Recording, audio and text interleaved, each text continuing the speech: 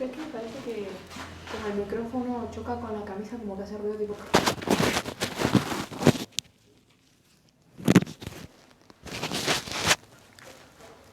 Ahí está. ¿Tenemos conexión? Sí, hay 8 personas. Bueno, esperamos un minuto.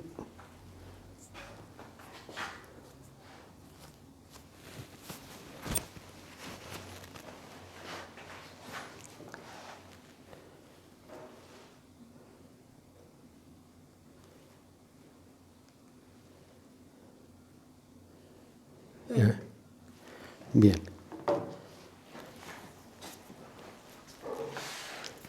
Hola chicos, ¿cómo están? Buenas tardes.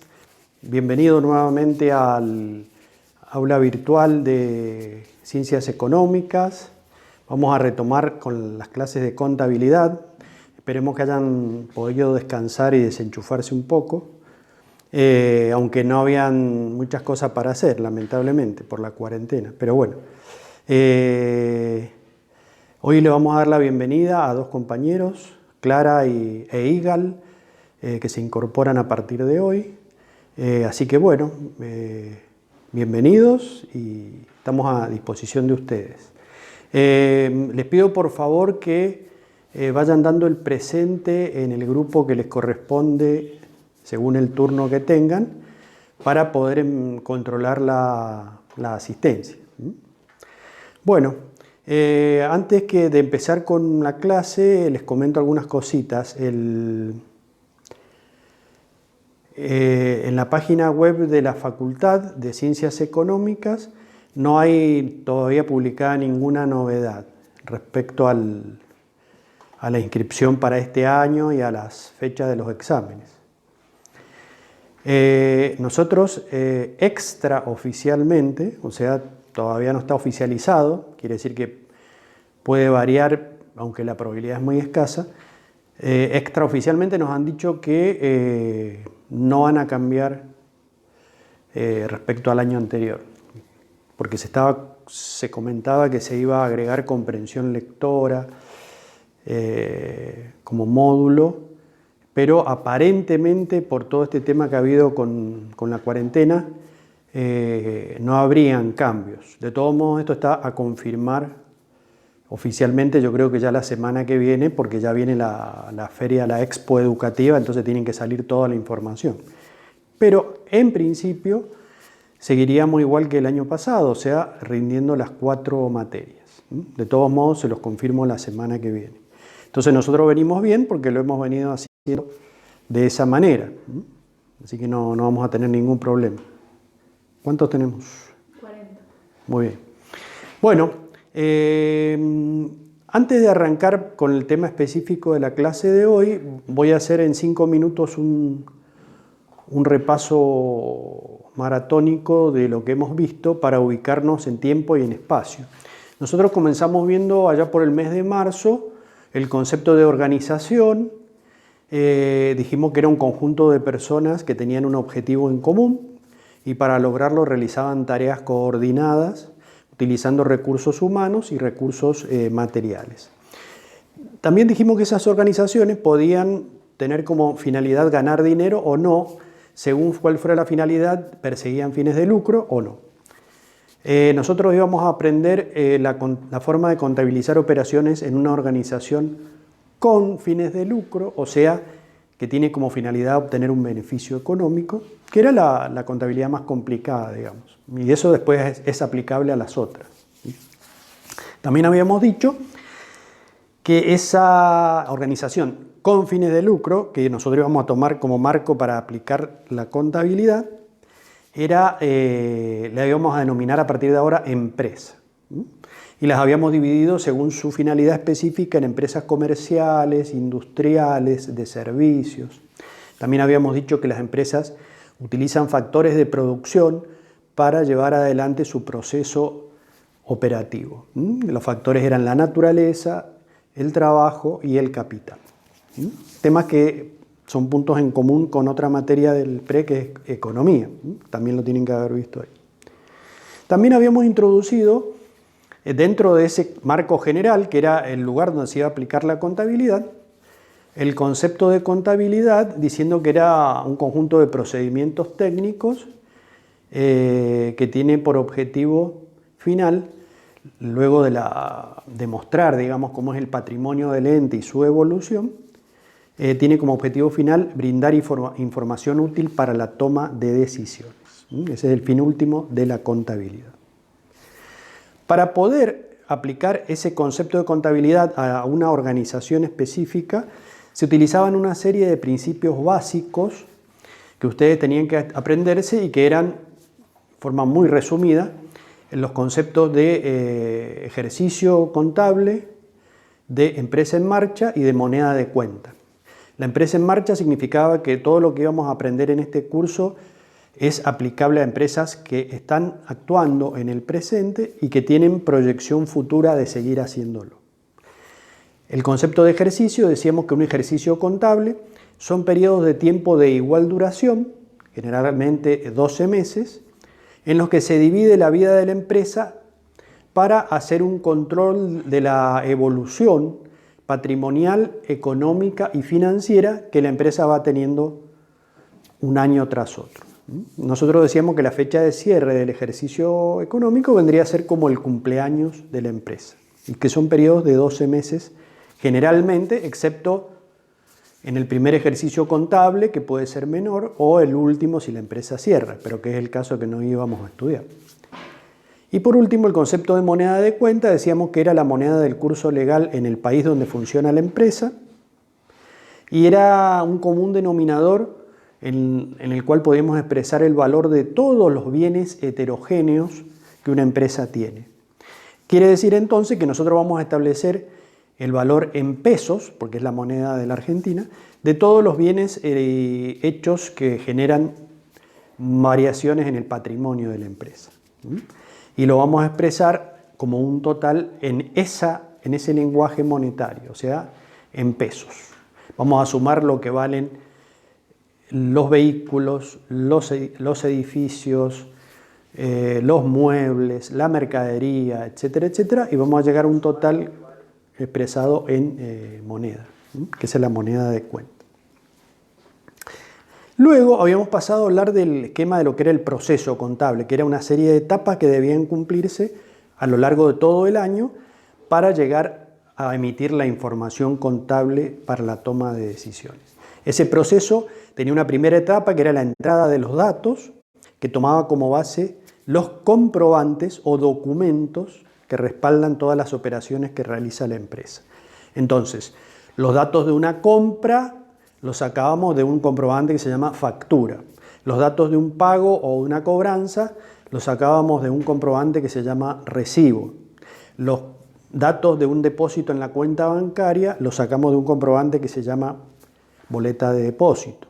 Y así habíamos visto un montón de documentos o comprobantes en la guía número 2.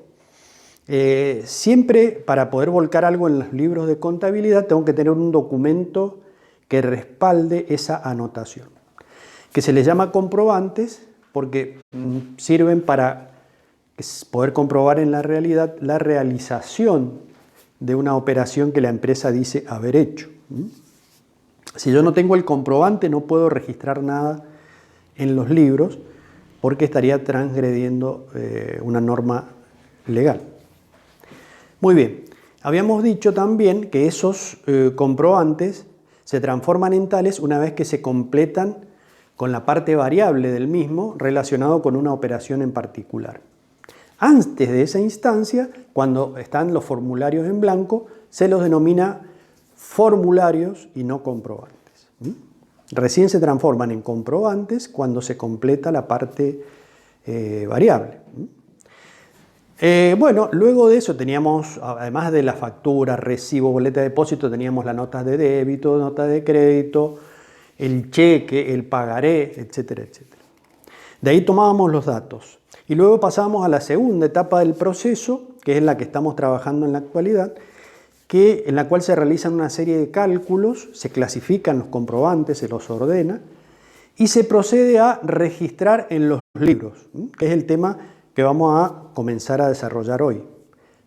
Registrar quería decir anotar por escrito. históricamente se hacía en forma manuscrita o manual por una persona que se le llamaba tenedor de libros, que era el responsable de los libros contables, que eran libros de algunos de 100 páginas, otros de 200 páginas, que eran todos encuadernados, ¿sí? En las cuales se anotaba en forma manuscrita las compras, las ventas, las cobranzas, los pagos, o sea, todo lo que la empresa iba realizando diariamente. Ese primer libro, que es el que vamos a empezar a ver enseguida, recibe justamente ese nombre, que es libro diario, porque es el primer registro donde se anotan todas las operaciones y ordenadas en forma cronológica, quiere decir por fecha. Sí o sí, el volcado o la anotación de operaciones en el libro diario tiene que seguir un orden cronológico. Yo no puedo anotar las operaciones de hoy y después dejar pasar las de mañana y anotar las de pasado primero y después las de mañana. No, siempre tengo que seguir el orden de fecha en el que se van realizando las operaciones. Luego, ya vamos a ver enseguida, se pasa a otro libro que se llama libro mayor, que es individual para cada cuenta, que nosotros ya habíamos visto el modelo, era una T mayúscula, la parte izquierda de la T era la columna del debe y la parte derecha la columna del haber. Y hasta ahí habíamos llegado, habíamos dicho que para poder volcar los datos que surgen de los comprobantes en los registros o libros contables, necesitamos traducir la realidad a un idioma contable. Para poder traducir esa realidad al idioma contable, necesitamos elaborar una especie de diccionario muy breve que nosotros habíamos estudiado como plan de cuentas. Y habíamos dicho que una cuenta era el nombre contable que recibía todos los elementos que formaban parte del patrimonio de la empresa o de sus resultados. Para ordenarlos, dentro de ese listado que se llama plan de cuentas, habíamos dicho que se les asignaba un código numérico decimal y habíamos subdividido a las cuentas en distintos grupos, de los cuales las más importantes eran las cuentas colectivas o sintéticas, que son cuentas cuya numeración consta de 3 dígitos. ¿Y por qué son las más importantes? Porque son las que se utilizan, como vamos a empezar a ver ahora, para registrar las operaciones en libro diario, libro mayor, etc. Habíamos dicho que de la agrupación de varias cuentas colectivas homogéneas o similares, que son las de 3 dígitos, surgía una cuenta llamada compuesta o rubro, que constaba de 2 dígitos. Por ejemplo, la cuenta 1.1.1, que se llama caja, con la cuenta 1.1.2, que se llama banco X cuenta corriente, esas dos y otras más, que después vamos a ver, forman, o el total de esas cuentas colectivas, forman el saldo de la cuenta compuesta o rubro que se llama caja y bancos, que es el 1.1. A su vez, estamos hablando en este caso específico de la parte de patrimonio activo. Todo el activo tiene sus cuentas compuestas como 1.1, caja y bancos, 1.2, inversiones, 1.3, créditos por venta y así sucesivamente. La suma de todos los rubros de 2 dígitos me va a dar el total que tiene la cuenta recompuesta, que consta de 1 dígito y que se llama, en ese caso, activo. ¿Ok? Yo les había dicho también que en el 99% de las registraciones vamos a usar 5 grupos de cuentas. Las patrimoniales del activo, código 1, patrimoniales del pasivo, código 2, de patrimonio neto, código 3, de resultado positivo, código 5, y de resultado negativo, código 6. Esas son las cuentas que se usan en el 99% de los casos, con lo cual tenemos que concentrarnos y aprender esas, bien, digamos, a qué grupo pertenece cada cuenta. Porque el estudio de la pertenencia a cada grupo va a depender la ubicación que tiene en una fórmula que nosotros aprendimos que se llama ecuación patrimonial dinámica modificada, y que esa también la tienen que saber perfectamente. Esa fórmula era que activo más resultado negativo es igual a pasivo más capital más resultado positivo. Todas las cuentas que estaban a la izquierda del signo igual, vamos a, por definición del sistema de partida doble, que es el que vamos a utilizar, tienen saldo deudor. ¿Qué quería decir que tenían saldo deudor? Que el total del debe es mayor que el total del haber de esa cuenta individual. También habíamos dicho que el libro mayor es un registro de segunda entrada, que antes de volcar en ese libro, las operaciones se vuelcan en el libro diario que yo mencioné recién, en orden cronológico. Y en ese libro diario vamos a volcar todas las cuentas involucradas en una operación, aplicando una serie de reglas inherentes al sistema de partida doble. Se le llamaba sistema de partida doble al de registración que vamos a utilizar, porque por cada operación que se debe volcar en los libros, se deben hacer como mínimo 2 anotaciones. Una en la columna llamada debe y otra en la columna llamada haber. Y habíamos dicho también que en cada asiento, cada anotación en el libro diario se llama asiento, en cada asiento como mínimo tienen que intervenir una cuenta en el debe y una en el haber. Pueden haber más de 2, pero como mínimo tiene que haber una en cada columna para que el total de la columna del debe nos dé igual al total de la columna del haber. Esto lo vamos a empezar a ver enseguida, así que quédense tranquilos, esto es como una introducción. Lo vamos a volver a retomar enseguida. Muy bien, este es un poco más o menos el panorama. Ahora justamente para ubicarnos de nuevo estamos en la segunda etapa del proceso contable, en la parte que se llama procesamiento. Dentro de esa parte teníamos el cálculo, la clasificación y lo que vamos a ver ahora es la registración. Antes de meternos de lleno con eso, me gustaría ver si a alguno le quedó alguna duda del ejercicio cuya resolución yo subí hace unos días, que lo tenían para hacer de tarea, que significaba la clasificación de cuentas. Yo les había dado como dato la cuenta colectiva, que tiene un dígito, la cuenta colectiva que tiene 3 dígitos,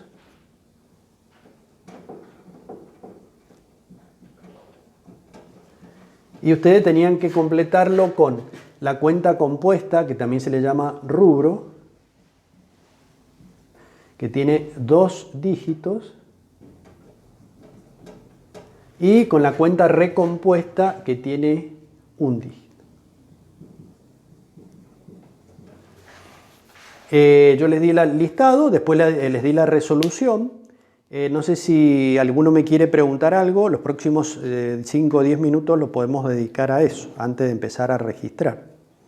Así que por favor, manden por el chat las preguntas. ¿Cuántas personas? 45.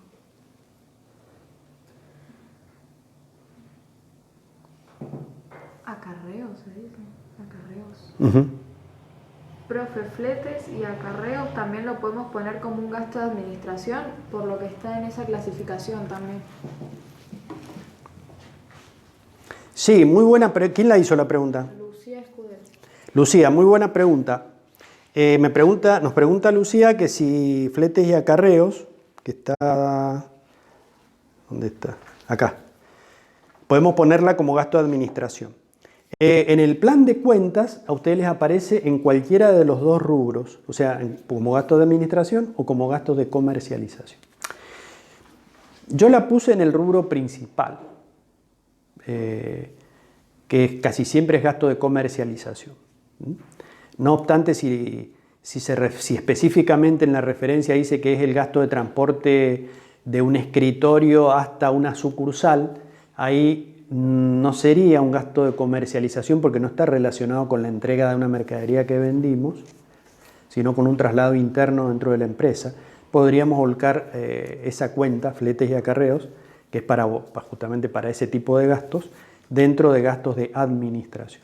Pero generalmente, fletes y acarreos es el gasto de transporte de la mercadería que nosotros vendemos o eventualmente alguna que hemos comprado y que traemos en un flete hasta nuestra empresa. En ese caso, ya vamos a ver después que se usa una norma contable que hace o que permite activar el gasto dentro del valor del bien adquirido. Por lo tanto, sería más que nada el flete que nosotros pagamos cuando enviamos la mercadería al depósito o al domicilio del cliente comprador. Pero sí, podría ser también gasto de administración. ¿Más preguntas? Es importante saber la cantidad de dígitos. Me preguntan si es importante la cantidad de dígitos, saberlas. Normalmente no lo toman en los exámenes, el número de los dígitos, el código, pero sí es importante saberlo al principio, sobre todo para los que nunca han visto contabilidad, para saber o distinguir cuáles son las cuentas que vamos a usar para el libro diario y el libro mayor, que la vamos a ver enseguida, que son estas, las de 3 dígitos, las llamadas cuentas colectivas.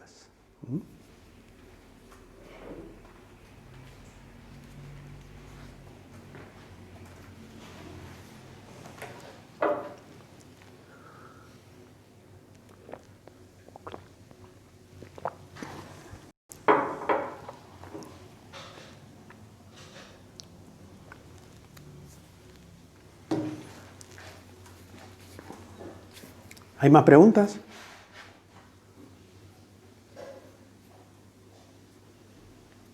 No. Profe, decir bienes de uso es lo mismo que decir propiedad, planta y equipo. Sí, perdón. Eso me olvidé de corregir. Se los corregí a uno de los chicos que me preguntó, a Bruno, y después me olvidé de decírselos a todos.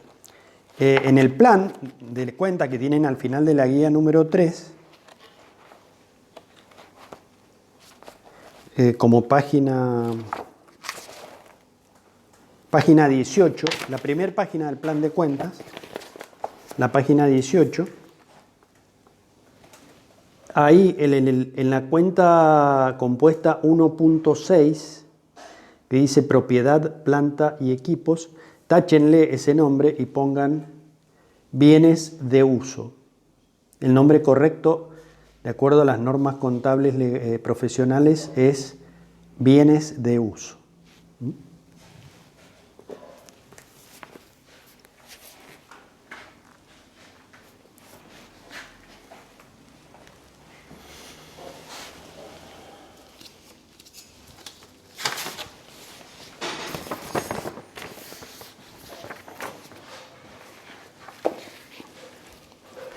Más preguntas.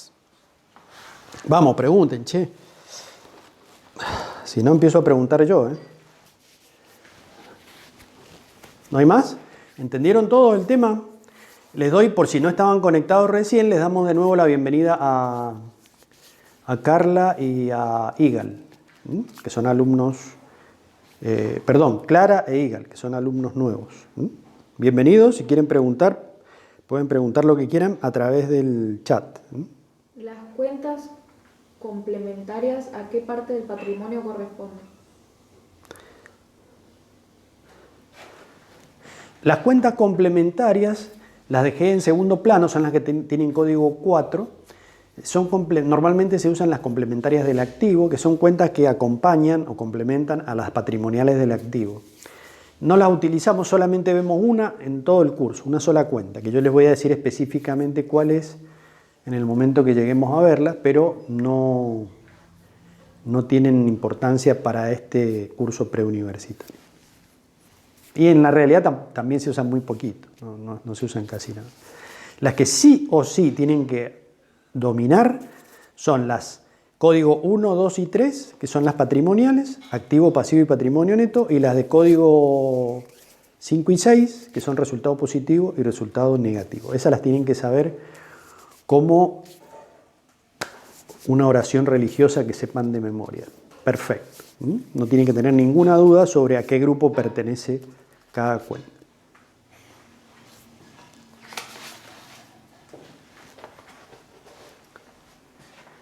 Muy bien. ¿Hay más preguntas? No, creo que no. ¿Quién pregunta? Los inmuebles que sin objetos fijos no son considerados bienes de uso. O sea, los inmuebles sin objetos fijos. No, no entiendo la pregunta. Todo, sí, pero en general todos los inmuebles son bienes de uso. Hay una sola excepción, que es que si yo tengo una empresa constructora, solo en ese caso, los inmuebles que yo construyo con mi empresa, los construyo para venderlos. En ese caso, serían bienes de cambio. Los inmuebles que son objetos, esto lo pregunta Igal. Igal. Los Sí, Igal. inmuebles que son objetos fijos no son considerados bienes de uso. Es que todos los inmuebles son objetos fijos. O sea, justamente la característica del nombre es inmueble, quiere decir que no se mueve, ¿sí? Todos esos inmuebles son bienes de uso, se los considera dentro del rubro bienes de uso. No sé si entendí bien la pregunta, sino que hacémela de nuevo.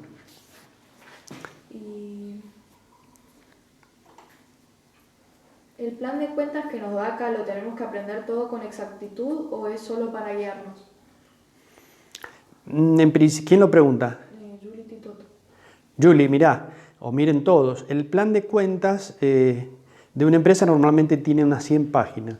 Acá se los ha resumido a 4 o 5, creo que son. Con lo cual deberían saberlo lo mejor posible, ¿sí? No digo que se lo sepan 100%, pero por lo menos las cuentas que más se utilizan, que ya vamos a ir viendo cuáles son, sí o sí tienen que saber la clasificación. Si ustedes me preguntan, profe, ¿cuáles son las cuentas que más se usan? Les puede servir como ayuda ese listadito que yo les di antes del plan, que era como una especie de mini manual de cuentas. ¿Se acuerdan? Que eran 2 hojitas que estaban metidas dentro del cuadernillo, con número creo que 25 y 26, algo así. Esas que en 2 carillas están todas las patrimoniales y las de resultados, son las que más se utilizan. Esas sí o sí la tienen que saber de memoria. Ahora, el resto del plan, después vamos a ir viendo cuáles se usan más y cuáles se usan menos. Por ejemplo, van a ver que, esto me lo preguntó una alumna, no recuerdo el nombre, las cuentas socio A, cuenta aporte, socio A, cuenta particular, accionistas, etc.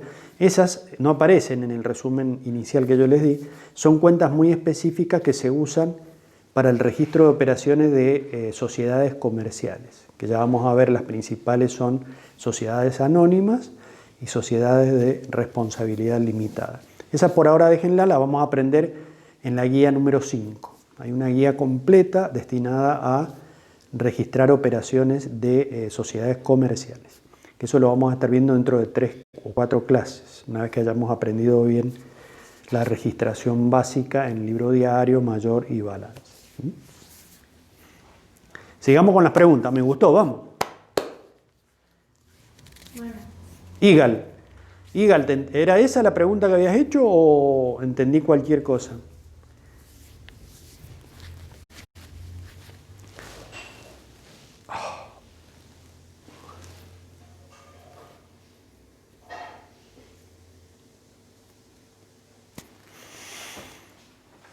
¿No hay más preguntas? Muy bien.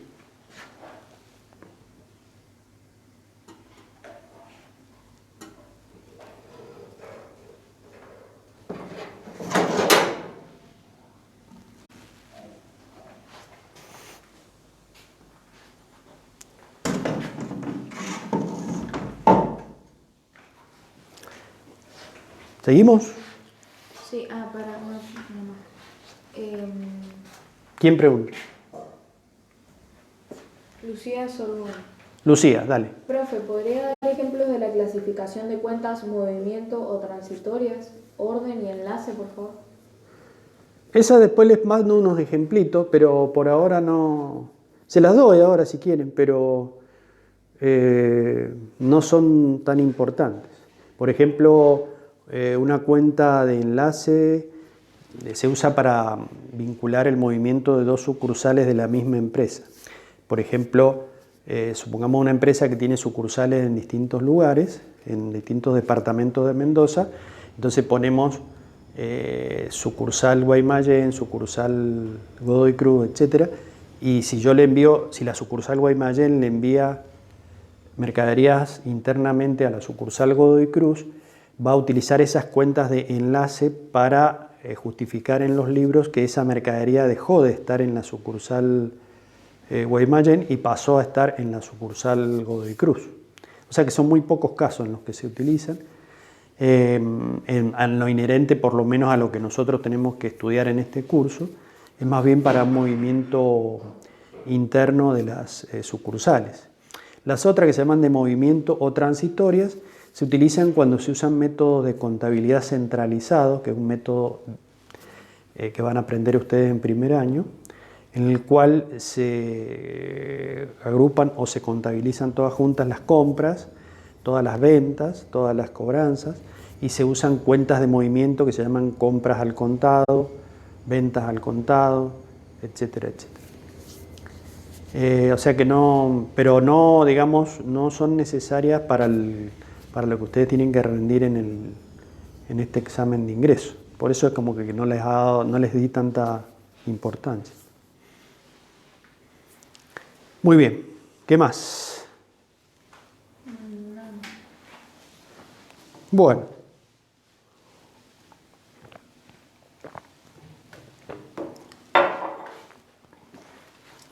Vamos a empezar entonces con la guía número 4. Les digo para los alumnos nuevos sobre todo que si ustedes después, cuando empiezan a estudiar los viejos, las guías anteriores, les surgen dudas, me las pueden preguntar cuando quieran, en cualquier momento del año. Me pueden preguntar al WhatsApp o en forma privada las dudas. Muy bien. Y me olvidé de presentarme para los alumnos nuevos, mi nombre es José Luis. Ya la tutora les va a dar el WhatsApp o mi número de WhatsApp para que se comuniquen conmigo si tienen dudas específicas de contabilidad. Muy bien. ¿Alguna otra pregunta? No. Bien, esta pizarra, vamos a empezar la guía número 4. Acá le pusimos la fecha de hoy, les damos la bienvenida de las vacaciones. Yo sé que es algo traumático volver a estudiar, pero bueno, ¿qué va a hacer? Es necesario para desarrollarse. La guía número 4 se enfoca dentro de la etapa del proceso contable, específicamente en aprender a registrar operaciones en los libros contables o a hacer anotación. Profe, ¿puedes mandar una foto de la pizarra al grupo? Bueno, les voy a sacar la foto a la pizarra, se las envío a cada grupo y luego sigo con la explicación.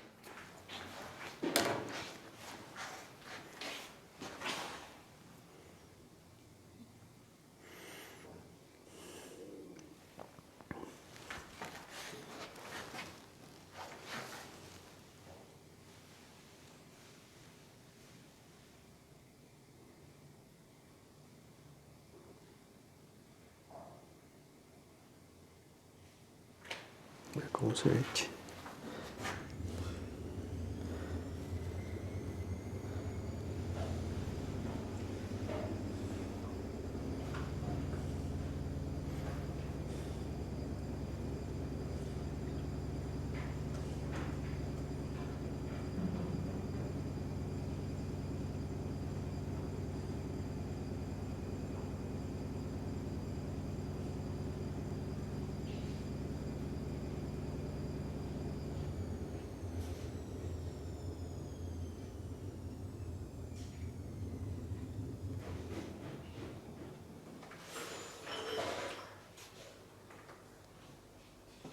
Bueno, ahí les acabo de mandar la foto a los grupos. Verifiquen de si les llegaron.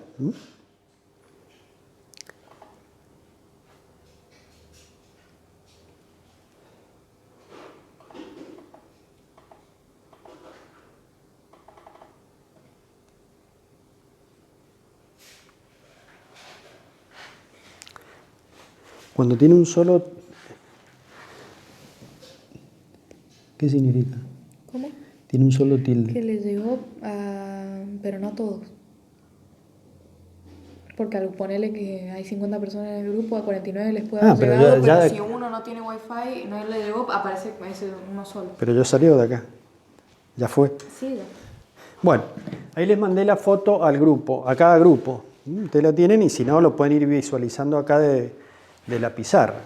Fíjense, nosotros, esto se los aclaro, esta secuencia, ustedes tienen algo ahí en el libro, pero está como todo muy en forma de párrafo, no muy claro. Nosotros en esta instancia de registración, que significaba anotar en los libros, teníamos que tener en cuenta o muy sabido o aprendido el plan de cuentas y la ubicación de las cuentas en la fórmula de la ecuación patrimonial modificada para saber qué saldo tenían, porque en función de ese saldo es si en qué columna aumentan su saldo y en qué columna disminuyen su saldo. Por una serie de preguntas que vamos a ver ahora que nos tenemos que hacer cuando nosotros queramos registrar algo en los libros. Entonces vamos a arrancar diciendo que el primer libro que el que se registran las operaciones es el libro que yo mencioné hace un ratito, se llama libro diario, es un registro cronológico en donde se asientan día por día todas las transacciones o hechos que afectan al patrimonio de la empresa. Acuérdense que esa era la pregunta clave que había que hacerse para ver si un comprobante daba origen o no a una registración contable. El hecho de que afecte al patrimonio. Afectar al patrimonio quiere decir que lo cambia ya sea en forma permutativa o en forma modificativa. ¿Se acuerdan? La permutativa era cuando se intercambiaban elementos de activo y pasivo de igual valor, quiere decir que el patrimonio global no cambiaba, permanecía constante. Y las modificativas eran aquellas que generalmente implicaban resultados negativos, positivos y o aportes o retiros de capital que cambiaban la composición del patrimonio, pero también cambiaban el valor del patrimonio neto total. Muy bien. Esos hechos o transacciones que producen un efecto en el patrimonio deben ser registradas contablemente. Entonces primero identifico el comprobante, luego voy a verificar si afectan o no el patrimonio, luego voy a decir, bueno, para registrar los datos que salen de este comprobante, ¿qué cuenta voy a utilizar? O sea, ¿cuál es el nombre contable de los elementos que yo tengo que volcar en los libros? Y posteriormente a eso tengo que preguntarme, ya identifiqué la cuenta, ¿qué cuenta es?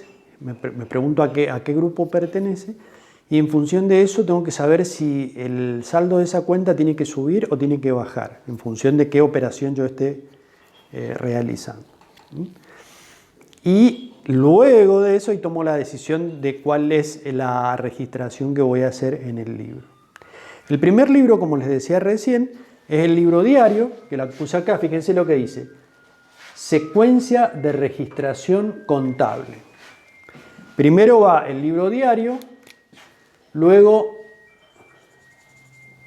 el libro mayor y luego el llamado libro de inventario de balance. Yo acá hice la versión simplificada que se llama balance de comprobación.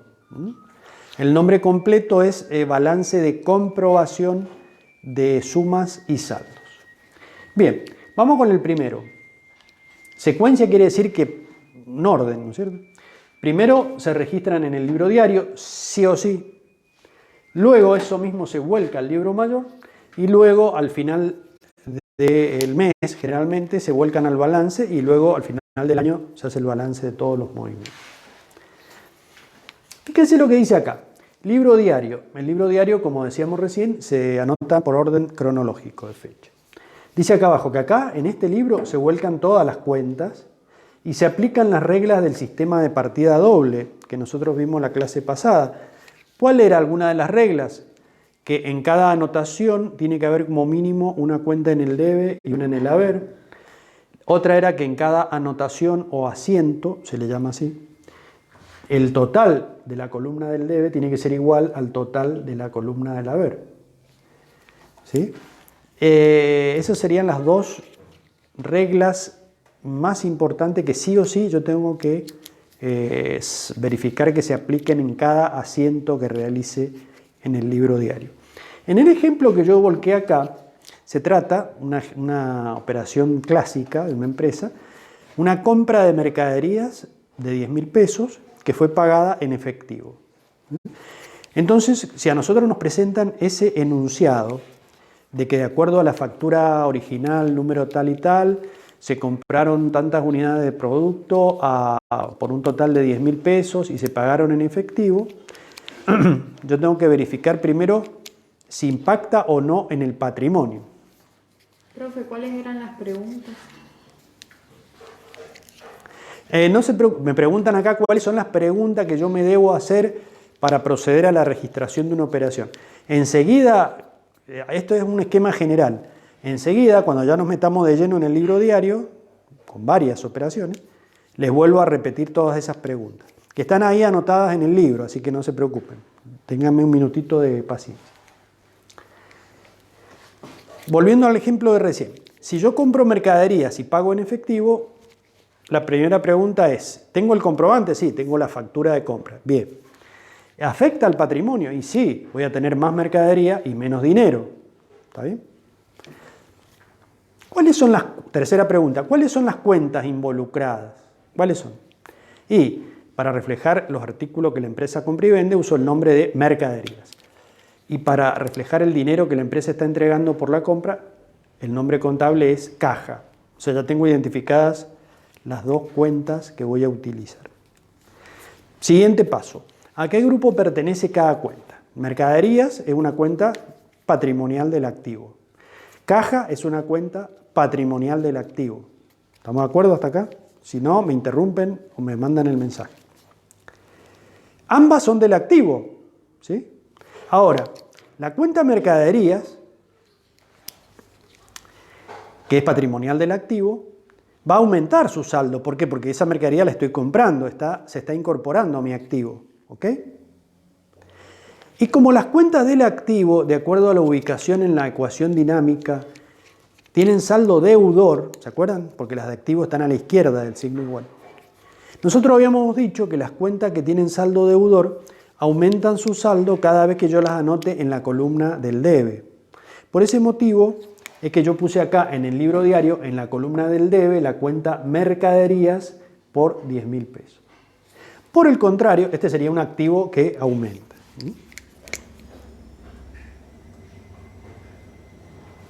Por el contrario, el dinero que yo entregué salió de mi activo. O sea que ahora voy a tener menos dinero. ¿Ok?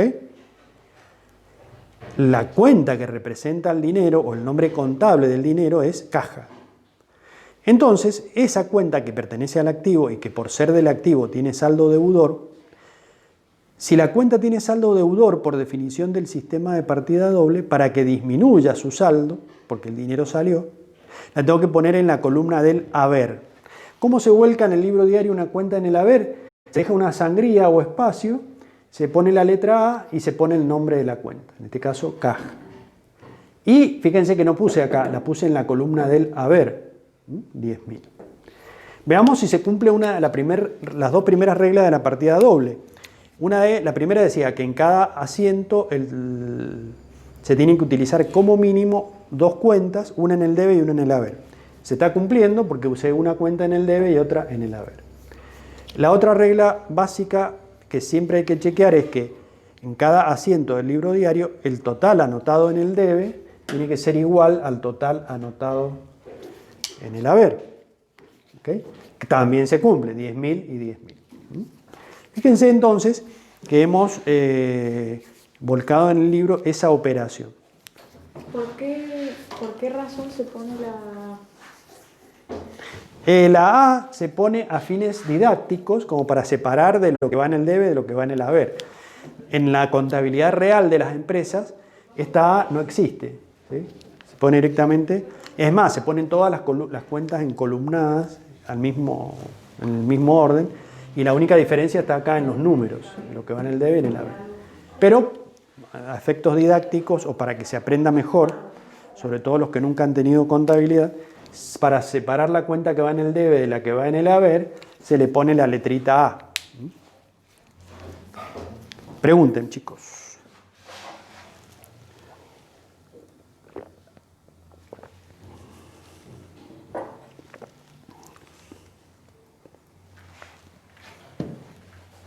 ¿No hay preguntas? Bien. ¿Cómo sigue esto? Yo acá hice un simple ejemplo de cada libro. Después vamos a empezar de lleno con el libro diario directamente, enseguida. Así que quédense tranquilos. Pero ¿cómo seguiría la secuencia de registración? En segundo orden, luego del libro diario, va el libro mayor. A diferencia del diario, donde todas las cuentas se vuelcan juntas, fíjense que acá puse juntas mercaderías y caja, separándola en columnas. El libro mayor es individual para cada cuenta. Acá lo dice. El libro mayor va a tener la cuenta mercadería, un mayor, que es una T mayúscula. La parte izquierda es el debe y la parte derecha es el haber. Y después caja va a tener otro libro mayor separado, individual, debe y haber. Todo lo que va a aparecer en los mayores de cada cuenta es porque previamente fue registrado en el debe y haber del libro diario respectivo, que es el registro de primera entrada. Fíjense, yo acá puse mercadería en el libro diario en el debe 10.000. ¿Cómo lo paso al libro mayor individual de mercaderías? Busco la T de mercaderías, busco la columna del debe y le pongo 10.000. Y luego la otra es caja 10.000 en el haber. Busco el mayor de caja, voy a la columna del haber, o sea, la derecha, y pongo los 10.000. Así voy a ir haciendo durante cada día de la empresa miles y miles de anotaciones, en cada una en una columna. Al final del día vamos a ver que si bien estas columnas me tienen que dar sumas iguales por aplicación de la regla de la partida doble, en el caso de las cuentas no me van a dar iguales casi nunca. Y eso es lo que determina lo que vimos hace 3 o 4 clases, el saldo de las cuentas. ¿Se acuerdan? Porque esta T yo voy a sumar todo lo que anoté en el debe, todo lo que anoté en el haber, y lo voy a poner los totales, y voy a sacar lo que se llama el saldo, que generalmente es deudor para las cuentas de activo y resultado negativo, por definición del sistema, y saldo acreedor para las cuentas de patrimonio neto, resultado positivo y patrimoniales del pasivo. Digo generalmente porque hay casos excepcionales en donde las cuentas tienen saldo cero o saldo neutro, que es cuando el total de las dos columnas dan iguales. Pero por la operatoria normal de la empresa es difícil que eso suceda.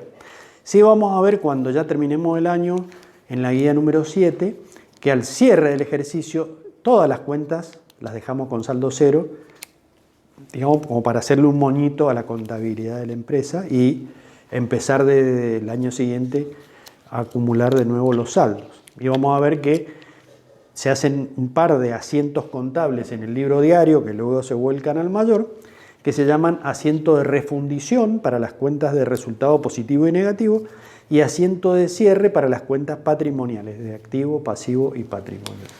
Pero eso es un problema para más adelante. Por ahora conformémonos con que las cuentas van a tener un saldo de acuerdo a si el total del debe es mayor que el total del haber, saldo deudor, y si el total del haber es mayor que el total del debe, saldo acreedor. Y por último, como corolario y para comprobar si está todo bien hecho, esto es algo que vamos a ver en la unidad 7, que yo se los voy a enseñar ahora, quiere decir que ya tenemos un paso ganado para cuando estemos haciendo el cierre del ejercicio o la culminación del ejercicio contable. Se denomina balance de comprobación de sumas y saldos. El nombre completo sería, lo vamos a poner completo,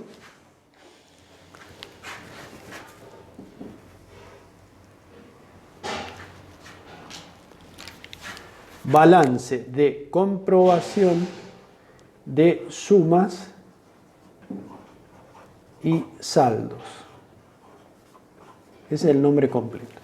Fíjense que acá se pone número de cuenta, el nombre de la cuenta, el total del debe y el haber y el saldo que puede ser deudor o acreedor.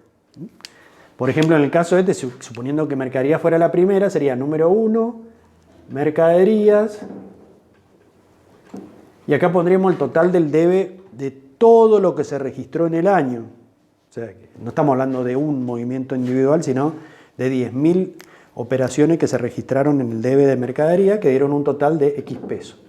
Luego todo lo que va todo lo que se registró en el haber y por último el saldo, que nosotros sabemos que en el caso de mercadería, por ser una cuenta del activo, tiene saldo deudor, o sea, el total del debe nos tiene que dar mayor al total del haber. ¿Por qué se llama balance de comprobación de sumas y saldos? Porque en principio,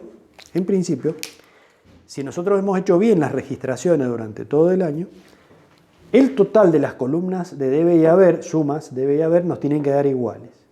Sumas, acá dice sumas iguales. Y el total de los saldos, deudores y acreedores, también nos tienen que dar iguales. Si nos da esta igualdad al cierre del ejercicio, comprobamos que en principio hemos anotado o registrado correctamente todas las operaciones que la empresa ha realizado durante el año. ¿Por qué digo en principio? Porque ya una vez que estemos más afilados con este tema, vamos a ver que hay algunos errores que el balance no detecta. Y para poder detectarlos, o sea, nos van a dar las sumas iguales y sin embargo hay errores. Para poder detectarlos, vamos a hacer otras tareas que se llaman tareas de cierre, como ser el inventario de mercaderías, el inventario de bienes de uso, el arqueo de caja, etcétera, etcétera. ¿Tenemos preguntas? Sí. Si hablamos de mercaderías, ¿el número iría 1.5.01 o es el número de la registración del libro mayor? Franco 10. Muy bien, Franco, muy buena pregunta. Acá dice número, ¿no es cierto? Como dice Franco, y le agradezco mucho su colaboración, no lo usamos para poner el código del plan. O sea, en la contabilidad real sí, se pone. En la contabilidad real en realidad va a aparecer cuenta 151, mercadería, tanto. Pero esta columna que yo he puesto acá es para después enumerarlas y saber cuántos mayores o cuántas T tengo que hacer luego de volcar todas las operaciones que he hecho durante un día en el libro diario. O sea que por ahora no la vamos a usar. Después les voy a mostrar, como dijo Franco, para qué se usa esa columna. Para asignarle un número que va a ser el número de mayor o de T que va a tener esa cuenta. Muy bien, ¿qué más? ¿Cómo andamos los nuevos, los alumnos nuevos?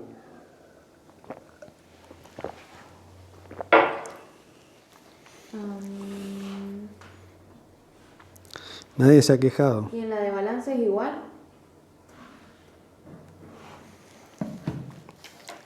En la de balance también. Ese mismo número que se le asignó acá en el libro diario, que después correspondió con el número de mayor, es el número que se vuelca acá en el balance.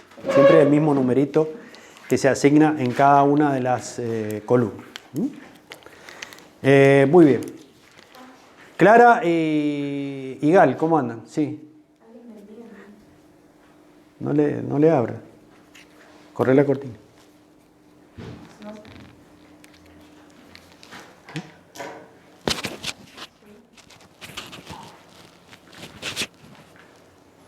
Bueno.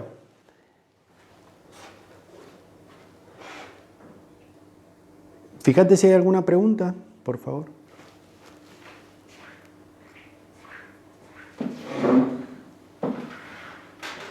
También se puede poner fecha en la columna de número. Sí, es correcto. Vamos a ver que también en el libro diario verdadero se anota acá, en esta columna, aparte de número, tiene otra columna que se llama fecha, que se pone porque en ese libro se anotan en orden cronológico. Eso también lo podemos agregar. Eso ya lo vamos a ir haciendo cuando hagamos un libro diario de un ejercicio completo.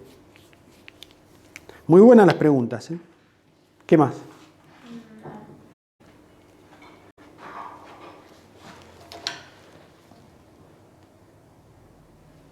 Muy bien.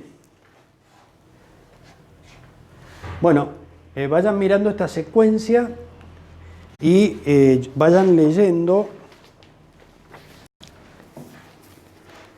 de lo que es la guía número 4 del libro.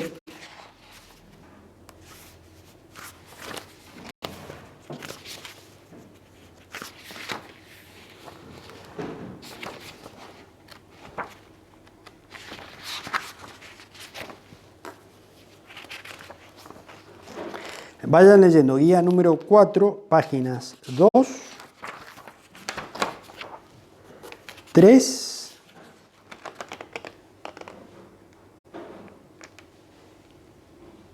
las páginas 2 y 3, sin el ejercicio ese teórico que lo van a hacer después. Vayan leyendo la página 2 y 3 y me van preguntando las dudas por el chat. Yo voy a salir 2 minutos. Salgo 2 minutos y vuelvo. Lean esas 2 páginas y me preguntan por el chat y ya vuelvo y se las contesto.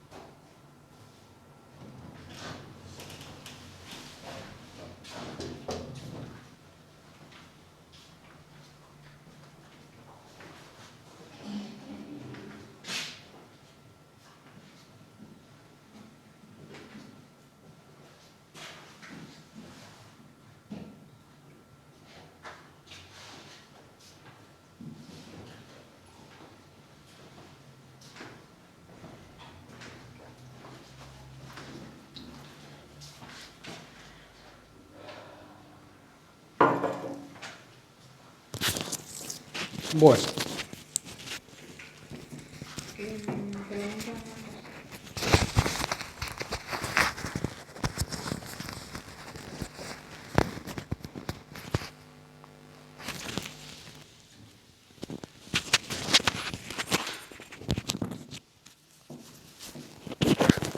Vamos con las preguntas. ¿Y la leyenda también es obligatoria o no? ¿Perdón? ¿Y la leyenda también es obligatoria o no? Preguntan si la leyenda es obligatoria. Supongo que se están refiriendo a algo que se pone cuando termina cada asiento. En la realidad no se usa. Normalmente cuando se está aprendiendo a registrar se pone acá, por ejemplo, pondríamos para registrar la compra de mercadería según factura, número tal, tal. Puede ser que en la realidad se ponga según factura tal. O sea, la única referencia al pie del asiento es el comprobante que respalda esa registración.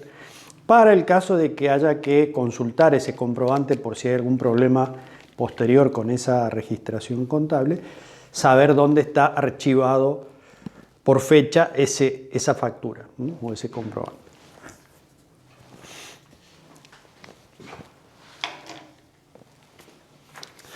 Vamos con las preguntas.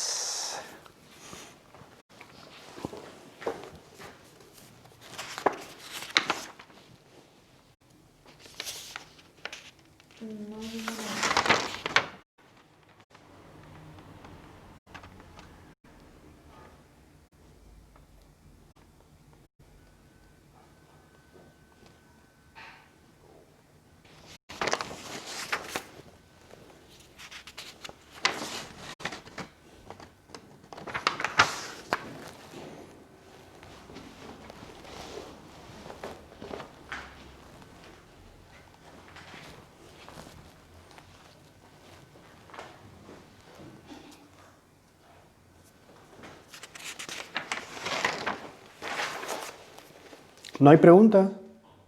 No.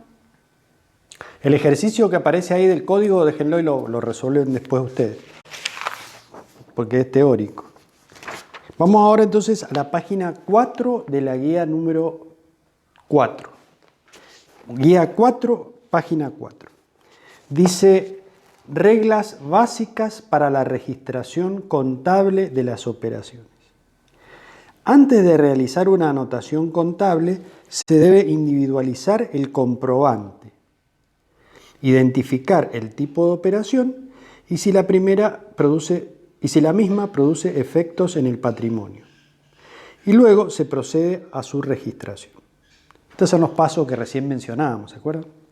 Identificamos el comprobante, factura, por ejemplo. Si es un original de factura, ¿qué tipo de operación es? Una compra. Se debe analizar si produce efecto en el patrimonio, y evidentemente sí, porque estamos comprando mercadería. Luego, párrafo siguiente, es necesario identificar las cuentas que se utilizarán en el registro de la operación.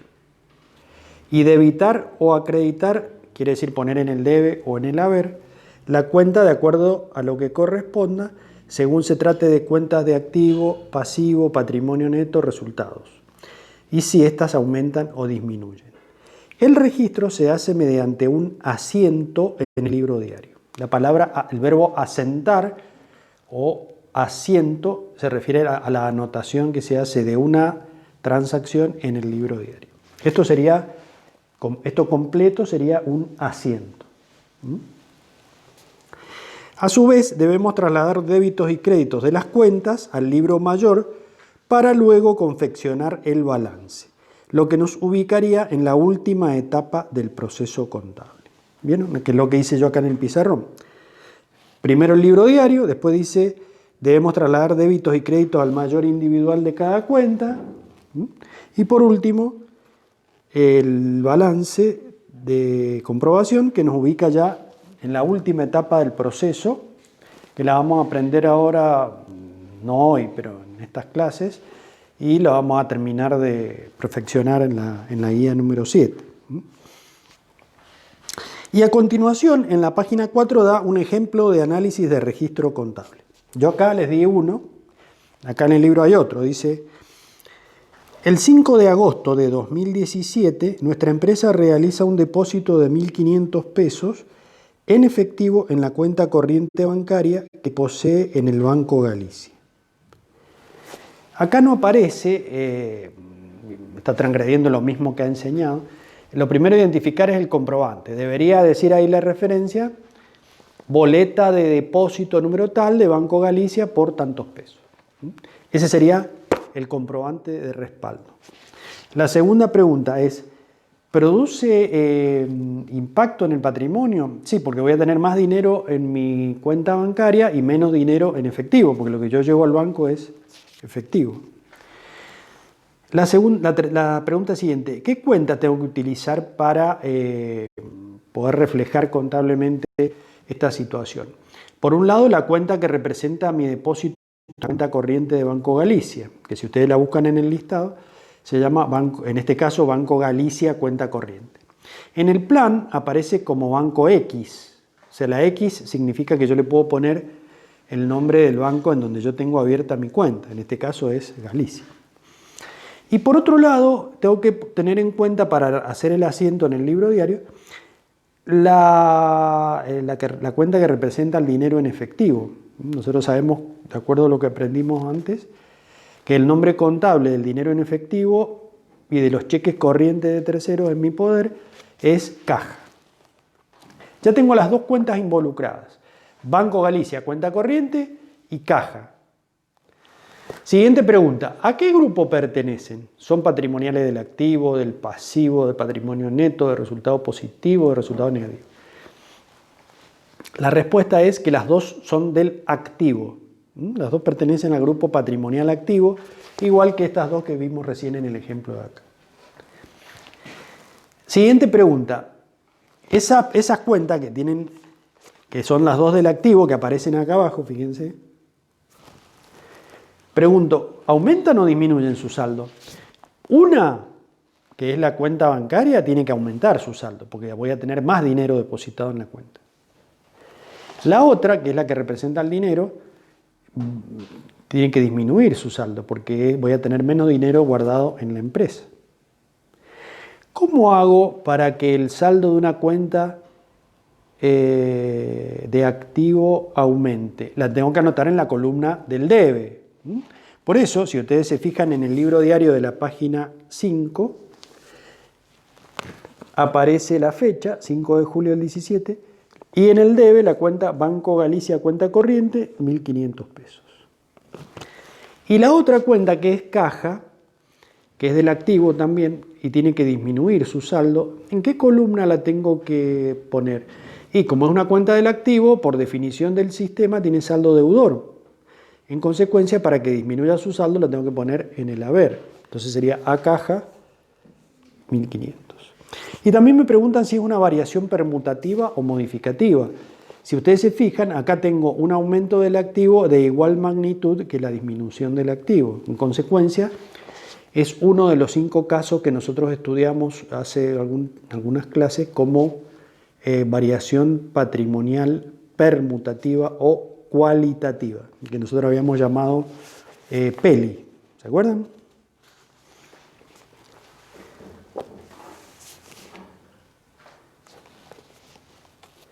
Bueno, ahora le estoy atento a las preguntas que puedan surgir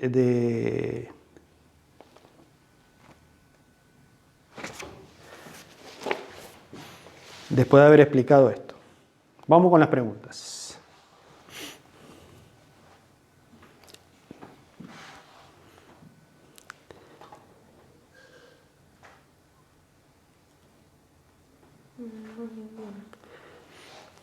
No hay preguntas. Damos 30 segundos más.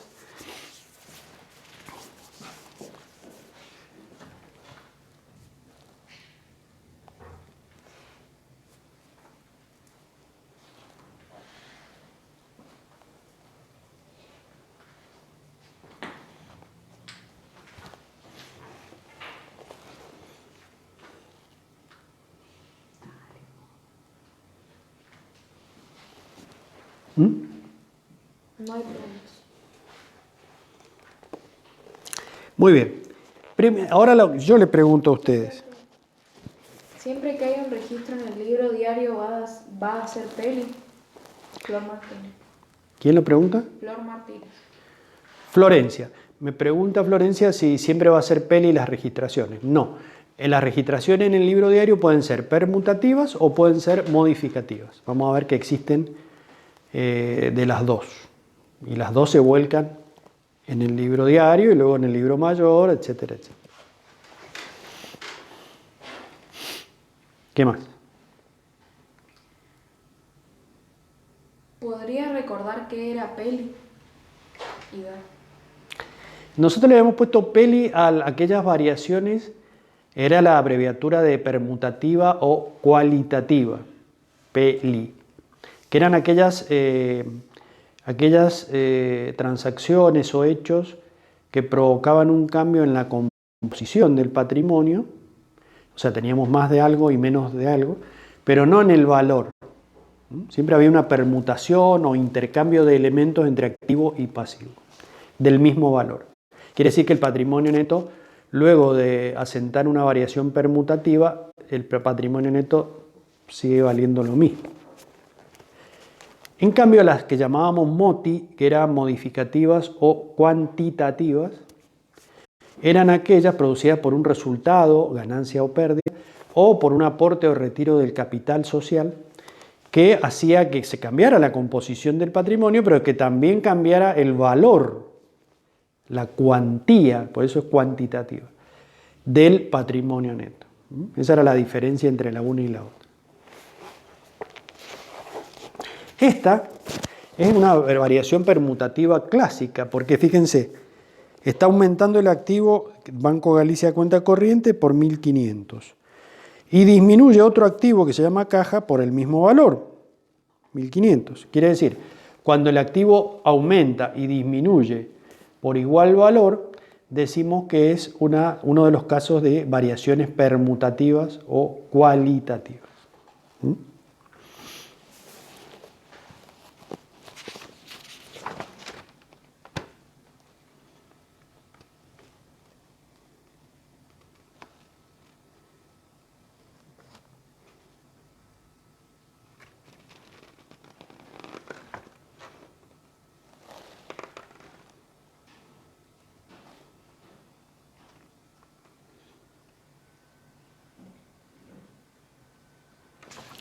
¿Más preguntas?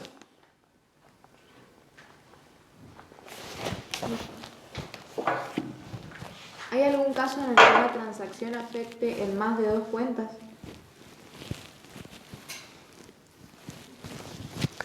Perdón, que una transacción Afecte en más de dos cuentas.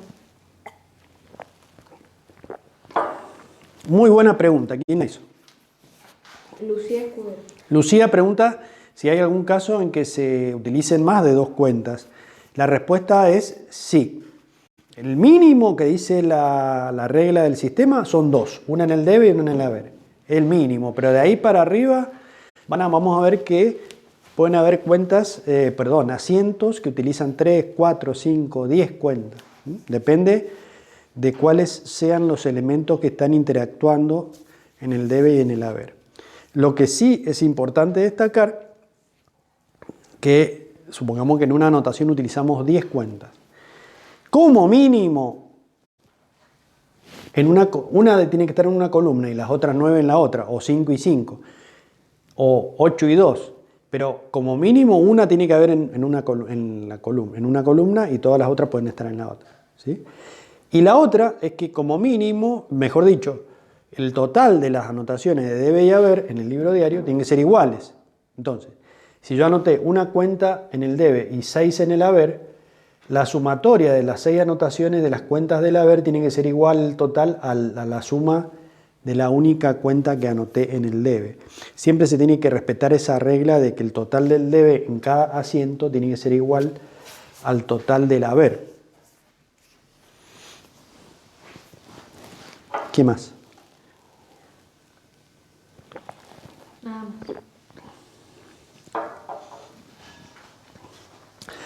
Yo sé que los que ya manejan el tema por haberlo visto en el colegio, esto les debe parecer sumamente aburrido. Tienen que tener bastante paciencia, pero por ahí se le aporta o se le agrega alguna cosita a lo que ya saben, al menos el porqué de las cosas, y se le agrega algo de lo que toman en el examen puntualmente en el ingreso y que en la escuela no se lo han tomado. Así que, si bien ya lo han visto, presten atención porque les va a servir. ¿Algo más? ¿Alguna otra pregunta? Bueno. Ahora tomemos la guía número 4 en la página 5. Hay tres preguntitas, las podemos contestar rápidamente como ejercicio número 2. Dice, para que se proceda a realizar la registración contable de una operación realizada por una empresa, la misma debe, y me da ahí la opción de producir o no producir efectos patrimoniales. Y me dice que tache lo que no corresponda. Ahora ustedes díganme qué palabra o frase deberían tachar. ¿Cuál se debería tachar para que la frase quede correctamente? Pónganmelo ahí en el chat.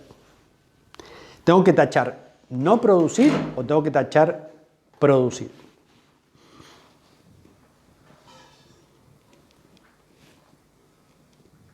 No producir. Javier, bueno, no sé, Ose. Javier dice que hay que tachar no producir. ¿Hay alguien más que se anime a poner ahí? Varios. Javier, Lucas Olivares, Anto de Campo, Lucía Escudero, Lucía Sorboni, Sáez Rocío, Gal, Franco Díaz, todo no producir. Muy bien. Les digo a todos que que es correcto lo que han puesto, ¿sí? Quiere decir entonces, hay que tachar no producir. Y la frase quedaría redactada de la siguiente forma. Para que se proceda a realizar la registración contable de una operación realizada por una empresa, la misma debe producir efectos patrimoniales. Ahí quedaría la frase o la afirmación, una afirmación que sea verdadera. Vamos con la segunda. Mencione un ejemplo de una operación que produzca efectos patrimoniales.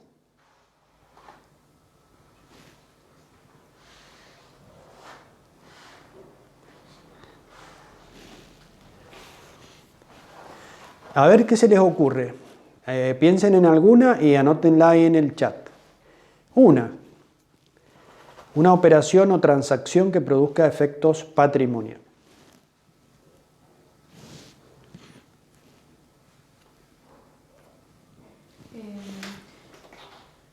Un ejemplo es un gasto. Javier puso eso, Javier. Pues Rocío puso venta de mercaderías, Santiago pagar sueldo, Pedro compra-venta, Franco Díaz puso compra de mercadería con efectivo, Lucía Escudero pago de alquiler. Muy bien, todos los ejemplos que pusieron son válidos. Son hechos económicos o transacciones que producen cambios en el patrimonio. Ojo, que se refiere tanto a cambios permutativos como a cambios modificativos. Por ejemplo, una compra de mercadería pagada en efectivo, sería esta, es una variación permutativa. En cambio, el pago de la boleta de la luz en efectivo, ahí implicaría un gasto, como hay un resultado negativo que disminuye el valor de mi patrimonio, es una variación modificativa o cuantitativa, que luego vamos a ver de nuevo. Cualquiera de las dos se considera efecto patrimonial. Ténganlo en claro, porque por ahí se confunden efecto patrimonial con modificación, y no. Efecto patrimonial puede ser cualquiera de los dos. Puede una transacción tener un efecto permutativo o cualitativo, o puede tener un efecto modificativo o cuantitativo. Pero los dos son efectos patrimoniales. Y todos, tanto los permutativos como los modificativos, deben ser registrados contablemente en los libros de la empresa. Y después pide un ejemplo de una operación que no produzca efectos patrimoniales. Más que operación, porque es muy difícil encontrar una operación, porque en la operación siempre estoy interactuando con un tercero. Podríamos tachar ahí, poner un hecho que no produzca efectos patrimoniales. Por ejemplo, puede ser el traslado de mercadería dentro de la misma empresa. Eso podría ser, ahí no hay una transacción todavía con un tercero, quiere decir que no se ha producido un efecto patrimonial. Saco la mercadería del depósito y la pongo en el salón de ventas, un movimiento interno de la empresa, ¿sí? No son muchos los casos de hechos que no produzcan efectos, ¿sí? ¿Qué sería un efecto patrimonial? Efecto patrimonial es los ejemplos que yo daba recién. El efecto patrimonial puede ser permutativo cuando cambia la composición del patrimonio, pero no su valor total. Por ejemplo, compro mercaderías por 10.000 y pago en efectivo. Voy a tener más mercaderías y menos dinero, pero el total del patrimonio no cambia el valor. En ese caso decimos que hay un efecto o variación permutativa. Y en cambio el efecto patrimonial modificativo o cuantitativo es cuando, por ejemplo, yo pago un gasto y en ese caso voy a tener un resultado negativo que se compensa en el libro con la salida del dinero, que se llama caja. Pero esa salida de dinero no va a estar compensada con la entrada de ningún otro elemento. Quiere decir que ahí el activo baja y se produce una modificación en el valor del patrimonio neto. En consecuencia decimos que es una variación modificativa o cuantitativa. A los dos se los considera efectos patrimoniales, tanto al permutativo como al modificativo. ¿Qué tipo de operación no produciría efectos patrimoniales? No hay operación, por eso le decía que la operación propiamente dicha ya es la transacción que se concreta.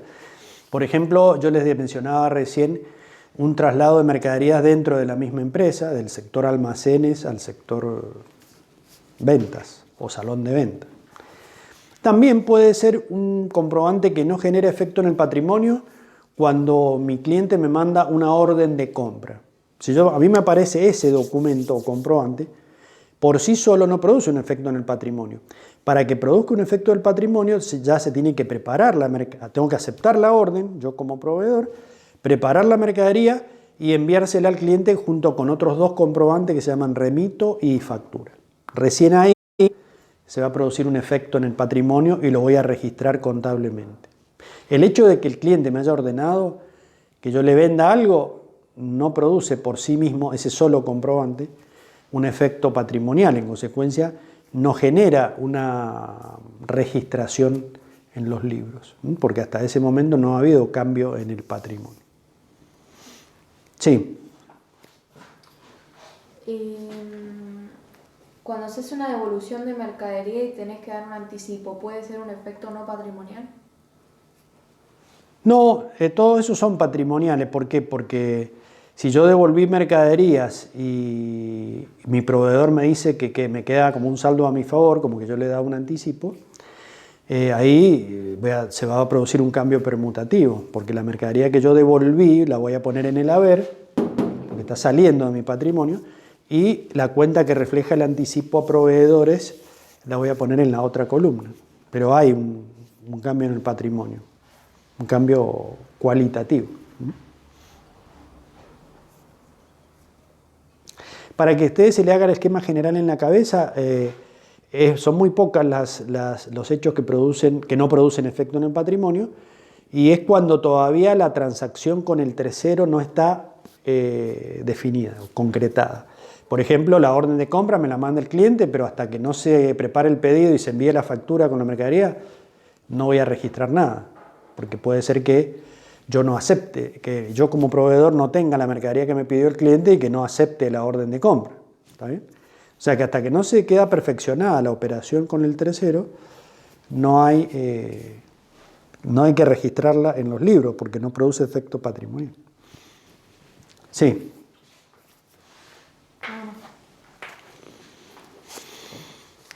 Muy bien.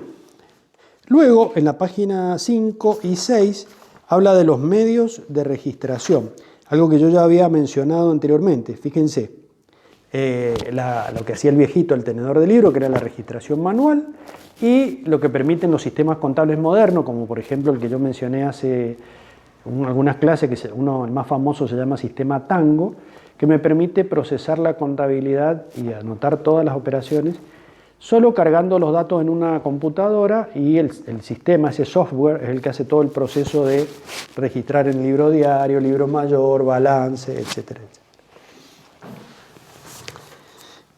Fíjense lo que dice el libro.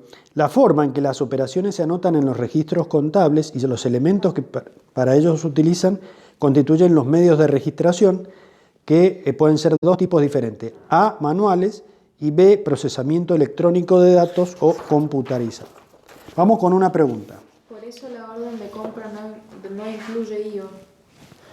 Claro, la orden de compra todavía no tenemos en cuenta el tema del IVA, porque no se ha concretado la operación. De todos modos, le comento a quién lo puso eso. Jorge Ramírez. Jorge, te comento para vos y para todos que si bien las operaciones que hacen empresas normalmente tienen que registrarse el IVA por separado, porque son categorías, tienen una categoría que se llama responsable inscripto, ¿se acuerdan? Creo que eso lo vimos con todos. En el ingreso no toman la registración con IVA, o sea que las compras y las ventas van a ver que las hacemos simplificadas, sin registrar por separado el IVA crédito fiscal o IVA débito fiscal que le tienen que haber dado en el colegio. Para nosotros una buena noticia, pues más fácil todo. ¿Qué más? Bueno.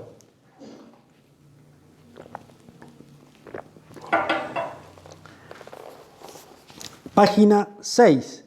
Medio de registración manual. Es la forma de procesamiento más simple. Implica la transcripción manuscrita de las operaciones, es decir, a mano. En este medio se requiere la intervención personal del responsable de las registraciones en la realización de los cálculos y anotaciones. La registración es individual y sucesiva, primero en el libro diario y luego en el libro mayor. Debido a su lentitud, su uso actual se encuentra limitado a empresas que no realizan o que no desarrollan un número considerable de operaciones. O sea, contabilidad manual normalmente yo diría que no es para empresas, sino para organizaciones sin fines de lucro que tienen muy poco movimiento, por ejemplo una fundación, una unión vecinal, ese tipo de organizaciones que por ser personas jurídicas deben llevar contabilidad, pero que no se justifica invertir en un sistema contable informático con el costo que ello tiene, porque se realizan muy pocos movimientos en la contabilidad de esas organizaciones. Con lo cual, cuando ustedes sean los contadores de un tipo de organización sin fines de lucro, van a poder llevar, digamos, las anotaciones de todo el año. Tal vez lo resuelven en 2 o 3 días de encerrarse y hacer las registraciones.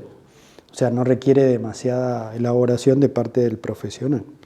En cambio, en las organizaciones como un banco o cualquier empresa grande,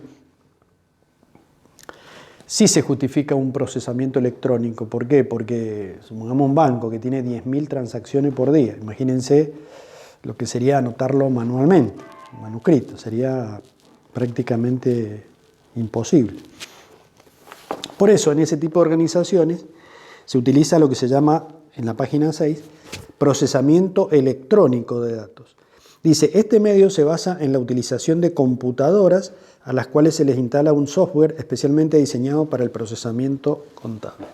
Con este sistema solo es necesario efectuar la registración una única vez, ingresando a través del teclado la imputación de cuentas afectadas por cada hecho económico. El software es el que se encarga de efectuar la registración en el libro diario, luego trasladarlas al libro mayor y de efectuar todos los cálculos y controles necesarios. O sea que lo único que hago es cargar datos en el procesamiento electrónico y de todo lo demás se encarga el software. Como síntesis de lo visto en esta guía sobre registración contable y su vinculación con libros principales y auxiliares, proponemos el siguiente esquema. Bueno, acá da una serie de documentos. La primera columna, facturas de venta, facturas de compra, comprobantes de cobranza y de pagos, hechos por caja y por banco, etc. Esto que aparece en el medio como libros auxiliares, que en la contabilidad de alguna empresa se utiliza, ustedes no necesitan aprenderlo por ahora porque no se lo piden en el examen. Son libros que se llevan primero y concentran operaciones de venta, de compra, de caja, etc. Sino que directamente nosotros vamos a aplicar todas, como dice el último cuadro, que dice que las transacciones no incluidas en los anteriores se anotan directamente en el libro diario. Fíjense, primero libro diario, luego libro mayor y luego el libro inventario y balance. Ese libro de inventario y balance es aquel en el que se vuelca luego este balance que yo mencioné acá. Si quieren, complétenlo, el nombre acá. El último raviolito, el último rectangulito dice libro inventario. Pónganle inventario y balance, el nombre completo del cuadro. O sea que nosotros directamente vamos a olvidarnos de que existen los libros auxiliares y vamos a ir volcando todas las operaciones en el libro diario, en el libro mayor y en el libro inventario y balance. Muy bien. Preguntas.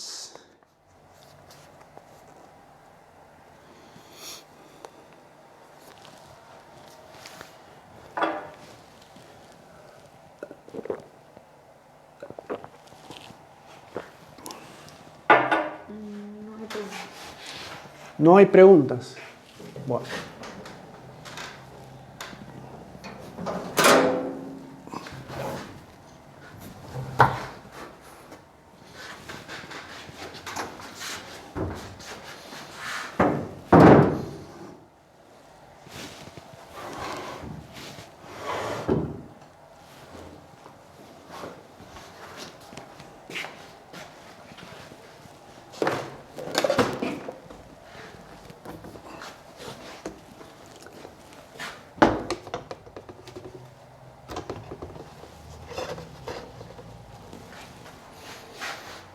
Vamos entonces, vamos a dejar planteada, aunque sea la operación número 1, que ustedes tienen en la página 7 del libro, ¿sí? Y les voy a dejar como tarea las otras 4 o 5 para ver si las pueden hacer y las revisamos en la próxima clase. O sea que vamos a empezar a trabajar con el ejercicio número 3 de la página 7 de la guía 4.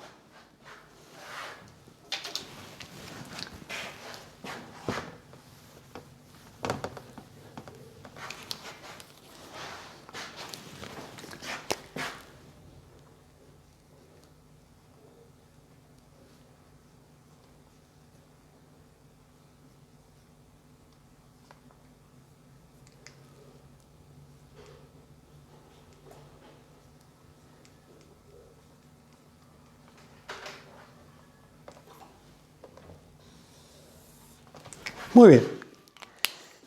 Fíjense lo que me dice. Tareas a realizar. Para cada una de las referencias que se detallan a continuación, cuando me dice referencia se refiere a la descripción de una transacción o hecho que puede afectar o no el patrimonio de la empresa. Generalmente acá las referencias que me dan son todas transacciones o hechos que afectan el patrimonio. No tengo que dilucidar ahí si lo afectan o no. Primero, debe indicar la cuenta contable a utilizar, o sea, identificar qué operaciones y qué cuenta voy a utilizar.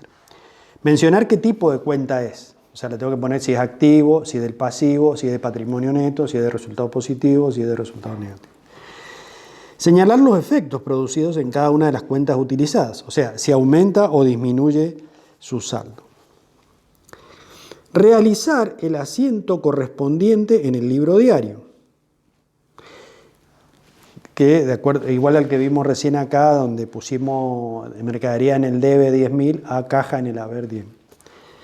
Y determinar el tipo de variación patrimonial producida en cada caso, o sea, si es permutativa o si es modificativa.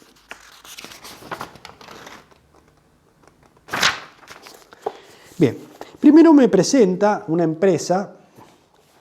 Después nosotros vamos a hacer un ejercicio completo donde incluye el inicio de actividades de una empresa. ¿Se acuerdan que lo aprendimos como ecuación estática? Acá no me da como que la empresa está funcionando, que está empezando a funcionar, sino que me da una serie de saldos que la empresa ya tiene. Quiere decir que ya la empresa viene funcionando de antes. Quiere decir que las T o los mayores de cada cuenta de esa empresa tienen estos saldos. Dice, la empresa El Sol se dedica a la comercialización de artículos de mueblería y presenta la siguiente situación patrimonial al 1 de julio del 2017.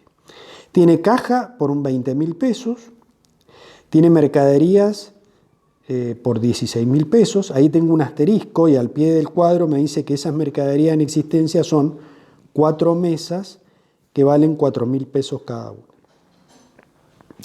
Ya vamos a ver que ese dato es muy importante porque cuando vendamos mercaderías, yo a la mercadería la tengo que dar de baja al costo de entrada, o sea, al mismo precio al que las compré. Y vamos a ver cómo eso influye en la determinación del resultado de la venta. Muy bien, esa sería la situación inicial. Después tengo clientes que me deben 3.000 pesos, que contablemente se llaman deudores por ventas, un activo. Proveedores por 1.000 pesos, que el nombre de proveedores es para reflejar la deuda o pasivo que yo tengo por la compra de mercaderías en cuenta corriente comercial. Y finalmente el capital de 38.000, que es una cuenta de patrimonio neto, que es la diferencia entre el activo y el pasivo. ¿Se acuerdan? Activo menos pasivo igual capital. Y luego me escribe una serie de referencias que yo tengo que registrar contablemente. Dice que el 1 de julio se compran muebles y útiles por 800 pesos. Se paga el 75% en efectivo y el resto en cuenta corriente a 30 días sin interés. Primera pregunta, ¿qué cuentas utilizo?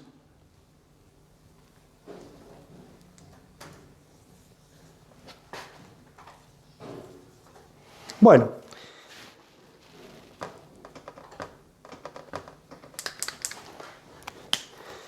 si yo acá, si bien la empresa se dedica a comprar artículos de mueblería, en este caso, esto siempre ha surgido una discusión en la facultad sobre si se trata de muebles el nombre contable de muebles y útiles o de mercadería.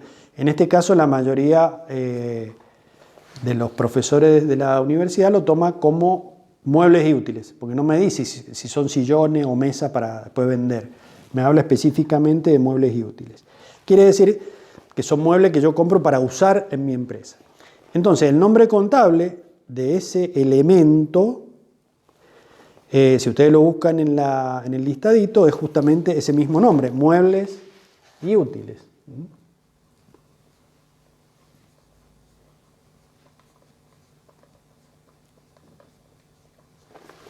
Y me dice que esa compra la pagué 3/4 partes en efectivo y el resto en cuenta corriente a 30 días sin intereses. O sea, lo quedé debiendo. ¿Sí? Por la parte que pago en efectivo, ¿qué cuenta es la que parece que habría que utilizar? Pónganme ahí en el chat qué cuenta utilizarían ustedes para reflejar esa parte que pagué en efectivo, que es el 75% del total de la compra. Pónganme el nombre contable. Caja. Caja, dijo. ¿Quién? Lucía Escudero, Pedro Sánchez, Saez Rocío, Anto Buzo, Cele, Franco Díaz, Juli Pitoto. Muy bien. Están todos en lo cierto. El nombre de la cuenta que representa el dinero, que sería la segunda que vamos a volcar acá, es caja. Y la tercera, que es la que vamos a poner acá, sería aquella cuenta que representa, ojo acá, ojo, no se vayan a equivocar. Es una cuenta que dice que lo quedo debiendo en cuenta corriente a 30 días, o sea, es el fiado.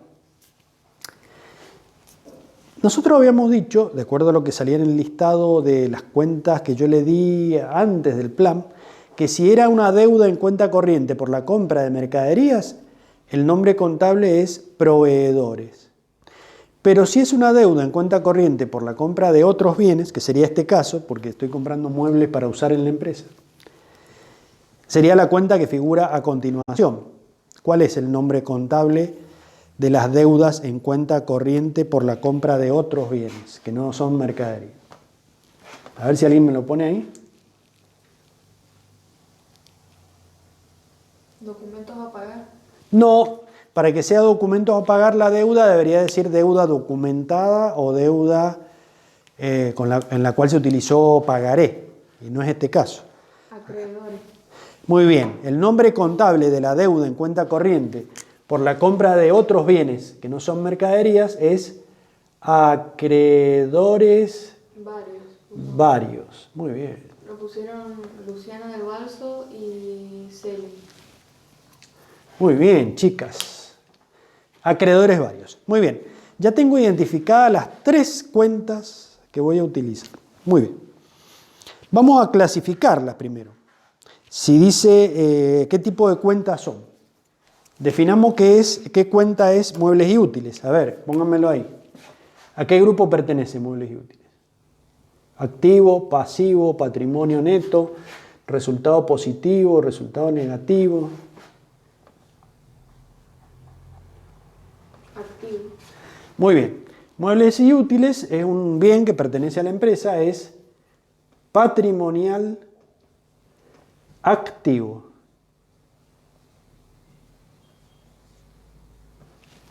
Caja, que es la que representa el dinero en efectivo. ¿Qué tipo de cuenta es?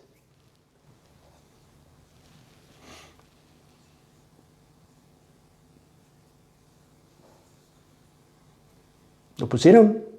Activo.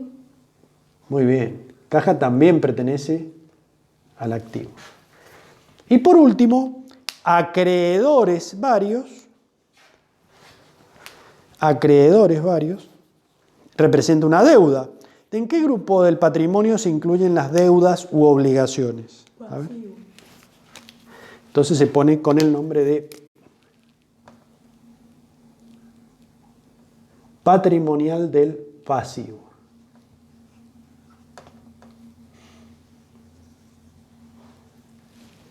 ¿Hasta acá vamos bien? ¿Alguna pregunta hasta acá? Por favor háganla por el chat. Ya identificamos las cuentas y dijimos a qué grupo pertenece.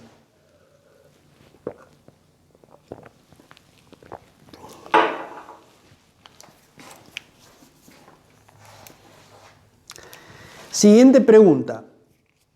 ¿Aumenta o disminuye el saldo de cada una de estas cuentas? Vamos con la primera. Muebles y útiles. Hay una pregunta, perdón. Después sigo con la... Bueno, pero pusieron aumenta. Está bien, aumenta. ¿Podría volver a explicar por qué una de las cuentas es acreedores varios? Sí, cómo no. Le voy a dar una ayudita adicional para explicar por qué es esta cuenta, acreedores varios. En la guía número 3 hay guía número 3, llega hasta la 17. Y luego habíamos injertado nosotros uno que decía página 25 y 26, ¿sí? Que eran las denominaciones contables patrimoniales y de resultado. Si ustedes buscan ahí dentro de las denominaciones contables patrimoniales de la página 25, aparece dentro del pasivo deudas a favor de terceros por otros conceptos. O sea, cuando se trata de la compra de otro tipo de bienes que no son mercaderías y que no dice que están documentadas con un pagaré, que sería documento a pagar, el nombre contable es acreedores varios. Por eso es que pusimos ese nombre en el esquema. ¿Alguna otra pregunta?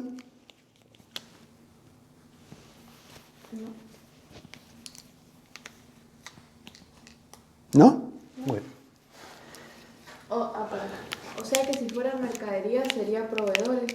Muy bien. Si la compra hubiese sido de mercaderías, acá la deuda estaría representada por la cuenta proveedores.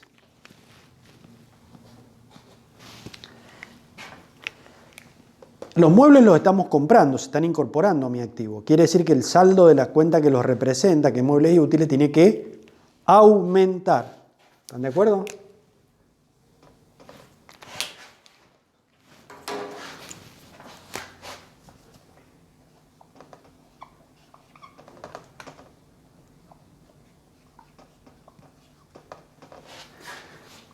En cambio, el dinero, nosotros estamos pagando un 75% de esa compra con dinero en efectivo. En consecuencia, la cuenta que representa a ese activo, que se llama caja, tiene que disminuir su saldo. ¿Está bien?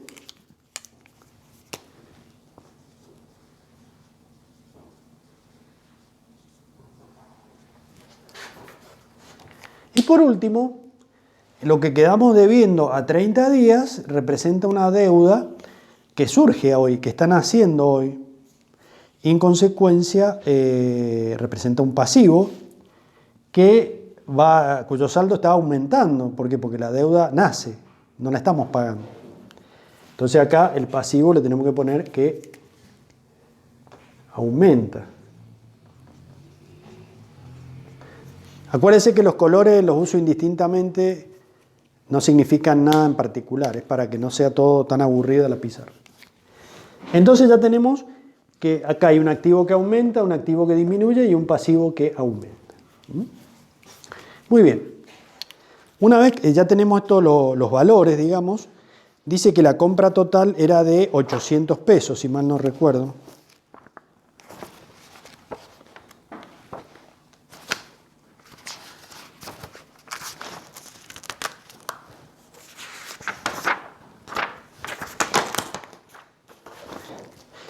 $800 pesos es el valor de la compra total, que es el valor por el cual tiene que aumentar muebles y útiles, ¿correcto?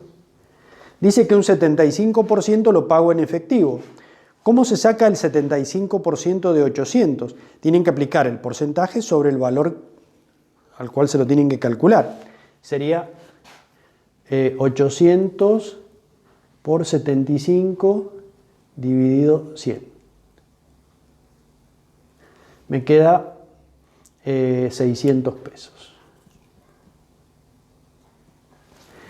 600 pesos es lo que disminuye caja, porque nosotros pagamos el 75% de caja. Y por otro lado, me queda una diferencia de 200 pesos, que es el valor de la deuda que están haciendo. ¿sí? Que es un 25% del total, un 25% de 800. ¿Cómo hago para registrar esto en los libros? Vamos a hacer un rayadito de libro diario, mini libro diario acá.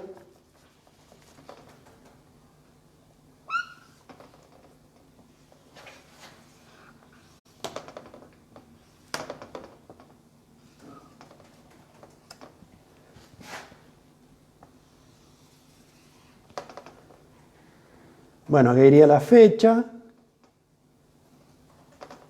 detalle, debe y haber. Ustedes lo tienen ahí en el libro.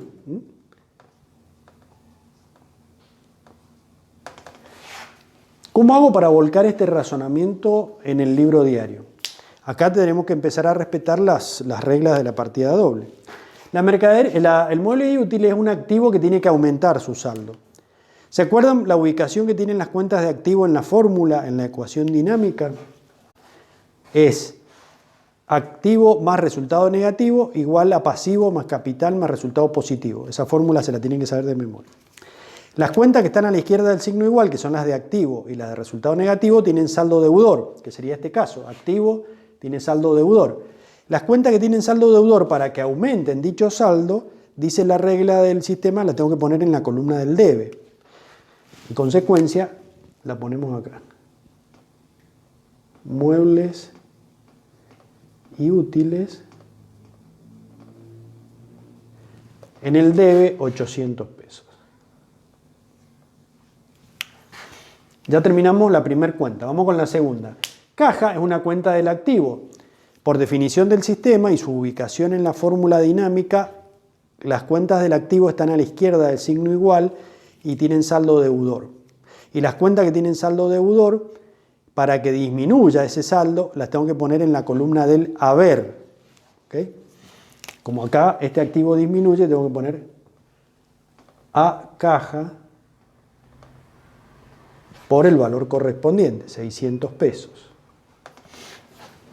Y por último, para registrar el pasivo que aumenta, la cuenta acreedores varios es del pasivo. Las cuentas del pasivo están en la parte derecha de la fórmula. Las que están en la parte derecha del signo igual de esa fórmula tienen saldo acreedor, ¿se acuerdan?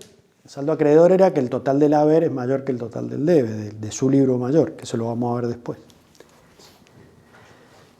Esas cuentas que tenían saldo acreedor, para que aumentaran dicho saldo, las tengo que anotar en el haber. Es lo contrario de las que tienen saldo deuda.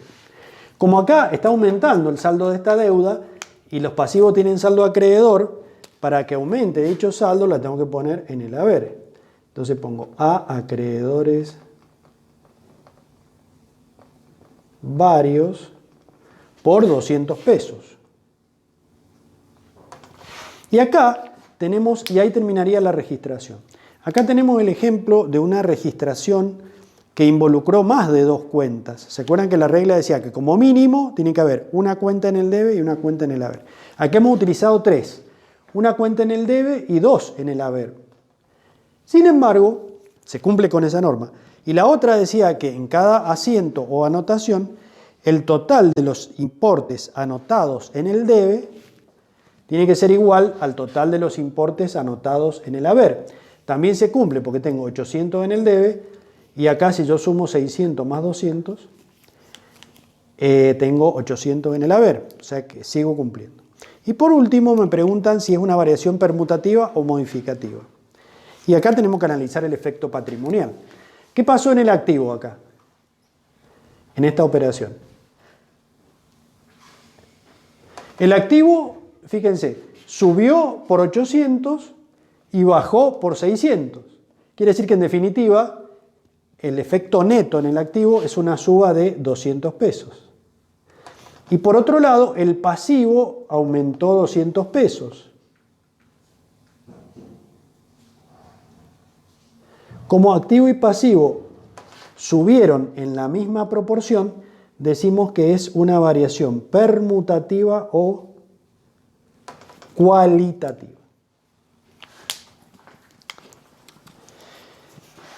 Es normal que tengan preguntas, sobre todo los que ven esto por primera vez. No se hagan problemas. Vamos a hacer más de 300 asientos de acá hasta fin de año, así que estamos recién empezando.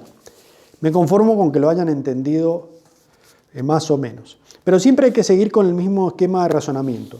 Identifico la operación, qué cuentas voy a utilizar en el caso de que produzca efectos en el patrimonio, a qué grupo pertenece cada cuenta, si esa cuenta tiene que aumentar o disminuir, y en función de todo eso y de su ubicación en la fórmula, digo, bueno, si esta cuenta es del activo, tiene saldo deudor, ¿qué hago para que aumente? La anoto en el debe.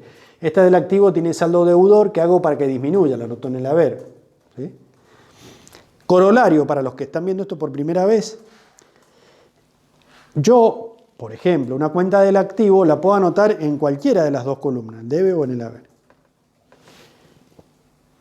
Pero eso no me modifica su saldo. El saldo, por definición del sistema, siempre va a ser deudor porque las cuentas de activo están a la izquierda del signo igual. Lo que significa es que si a la cuenta del activo que tiene saldo deudor la anoto en el debe, ese saldo aumenta. En cambio, si a la cuenta de activo que tiene saldo deudor, en este caso caja, la anoto en el haber, significa que ese saldo disminuye. Pero no quiere decir que pasa a tener el saldo contrario. ¿Sí? Sigue siendo deudor el saldo, nada más que menor, o sea, disminuye el saldo. Y pasa lo contrario con las de pasivo. Las de pasivo aumentan por el haber, y si yo después vamos a ver cuando pago una deuda, esta cuenta del pasivo la voy a poner en el debe. ¿Por qué? Porque las de pasivo tienen saldo acreedor. Para que disminuya el saldo cuando las estoy pagando, la tengo que poner en la columna contraria, en el debe y no en el haber. Muy bien, ya estamos terminando la clase. No se preocupen si no lo entendieron del todo, ya vamos a continuar con esto en la próxima clase. Para los que son valientes o ya saben el tema, pueden ir haciendo, o cualquiera de ustedes, pueden ir haciendo los ejercicios, las referencias que siguen de la página 8, 9, 10, 11, 12 y 13, hasta la 13, porque después viene otro ejercicio, y me pueden ir haciendo las consultas de las dudas durante la semana y lo vamos a revisar en la clase que viene. Así que bueno, bienvenidos a la registración contable. Ya hemos dado el primer paso de algo que es muy importante que lo aprendan, porque es la base de cualquier contabilización o registración más sofisticada que puedan llegar a hacer en el futuro. Lo que ustedes aprendan ahora es como el cimiento sobre el cual pueden construir después un metro de pared o un edificio de 100 pisos. O sea, si el cimiento lo tienen flojo, no vamos a poder construir nada. Si el cimiento lo tienen firme, porque se sabe en el plan de cuenta, la ubicación en la fórmula de las cuentas, el saldo deudor o acreedor que tienen, cuándo aumenta y cuándo disminuye, si saben todo eso, esta registración contable va a ser sumamente sencilla y van a tener la base para hacer o estudiar todo lo demás. Así que bueno, les doy un minutito más para hacer preguntas y si no me preguntan después, durante la semana, pueden preguntarme cuando quieran.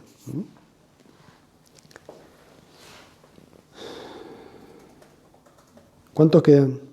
¿Cuántos sobrevivientes quedan? 31. Ah, bueno. ¿No hay preguntas?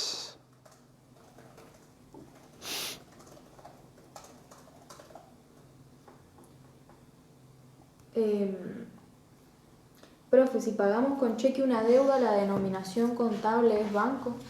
Si pagáramos con un cheque corriente o común, acá pondríamos banco X cuenta corriente, acá sería activo, y como tiene que disminuir también porque estamos pagando, la pondríamos acá en el haber, porque las cuentas de activo tienen saldo deudor, disminuyen por el haber. Sería muebles y útiles a caja a banco X cuenta corriente. Ya vamos a practicar un montón de operaciones. ¿Qué más? Entonces, ¿nunca se puede anotar un pasivo en el lado deudor? Me preguntan si nunca se puede anotar un pasivo en el lado deudor. Les voy a hacer una pequeña corrección ahí. No existe un lado deudor y un lado acreedor. Eso es el saldo. lo que existe es un lado que se llama debe y otra columna que se llama haber. La pregunta que yo creo interpretar es, ¿se puede registrar un pasivo en el debe? Sí. ¿Cuándo va a suceder? Cuando paguemos la deuda. Cuando este pasivo yo lo cancele entregando dinero, ya la deuda deja de existir. ¿Cómo hago para anular el saldo acreedor de ese pasivo? Y lo voy a anotar en la columna contraria, que es el debe. Porque las cuentas que tienen saldo acreedor disminuyen su saldo mediante anotaciones en la columna del debe. Ya vamos a ver que en ese momento, supongamos que pagara esta deuda en efectivo dentro de un mes. Entonces voy a poner acreedores varios en el debe para que disminuya el pasivo por 200, a caja en el haber, porque estoy entregando dinero para pagarla, por 200. En ambos casos disminuye el pasivo y el activo. Pero como disminuyen los dos en la misma proporción, también la variación va a ser permutativa. Pero eso ya vamos a verlo más adelante. ¿Qué más?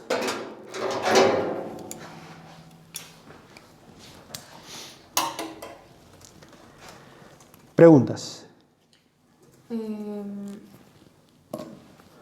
¿Novedades del ingreso? Hasta hace 2 horas yo me metí en la página web de la universidad y no habían novedades. Yo creo que en el transcurso de la semana lo van a publicar porque ya la semana que viene es la expo educativa, tiene que tener toda la información. Lo que sí me adelantaron extraoficialmente es que seguiría el formato como en los años anteriores, o sea, tomando exámenes de las 4 materias tal cual nosotros venimos viendo hasta hoy. Esto en principio sería así. O sea, tomarían examen de contabilidad, de economía, de administración, de matemática. En principio. Esperemos a que lo confirmen oficialmente. Todavía no está dicha la última palabra, pero lo más probable es que sigamos igual, con lo cual hemos venido haciendo bien las cosas, aprendiendo las materias, los 4 contenidos, digamos. ¿Qué más? Nada. Bueno, chicos, nos vemos el lunes. Sí, perdón. Otra pregunta. Entonces, si yo cancelo una deuda con un cheque de X banco, lo anoto como banco XC/C. Claro, sería ponerle acreedores varios en el debe a banco X cuenta corriente. O el nombre del banco que sea. No, nada más. Bueno, chicos, nos vemos el lunes. Cualquier duda me la preguntan por WhatsApp. Chau.